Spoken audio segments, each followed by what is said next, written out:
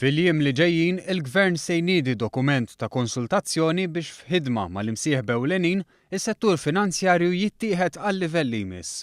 Ħabbar dan il-Prim Ministru Joseph Muscat f'laqgħa mal-membri tal-Kabinett mal-Kamra tal-Kummerċ. Il-Prim Ministru sostna li lan tal-Gvern għal 5 snin li ġejjin u li jkompli bil-pass li qabad fl-aħħar 4 snin. 4 snin fejn l-ekonomija issaħħet, ġie reġistrat surplus u grazzi għall-istabilità tal-pajjiż u ħidma pro-business tal-Gvern fosthom bir-roħs ta' 25% fil-kontijiet kiber l-investiment.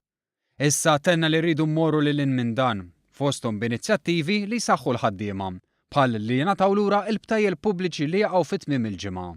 Suġġett li għalkemm kontroversjali għal entitajiet bħal Kamra tal-Kummerċ se ssir ħidma biex tinstab l-aqwa soluzzjoni. Innota kif il-pajjiż issa jmissu titjib kbir fl-infrastruttura, fosthom bil-pjan ta' 7 snin biex jitranġaw it-toroq kollha tal-pajjiż, imma mhux biss, anke b'deċiżjonijiet importanti dwar l-istrateġija tal-immaniġġjar tal-iskart.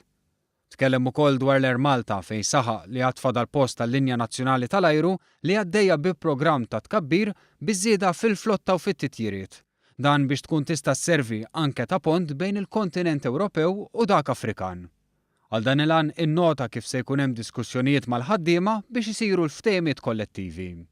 Għal daqstant tenna li l-Gvern se jibqa' qrib il-partijiet interessati biex Malta tibqa' mixja lejn ekonomija b'saħħitha imma ġusta. Min-naħa tiegħu il-President tal-Kamra tal-Kummerċ Frank Farrugia wera x-xewqa li tkompli d-diskussjoni bejn l-imsieħba u l-Gvern, anke għaliex it-tnejn għandhom bosta idejat u prijoritajiet komuni fosthom l-importanza ta' infrastruttura aħjar, it-tnaqqis tal-burokrazija, konsolidazzjoni fiskali, it-tisħiħ ta' reputazzjoni tal-pajjiż, il-linja nazzjonali tal-ajru u l-bżonn li jkunu indirizzati nuqqasijiet fis-suq tax-xogħol.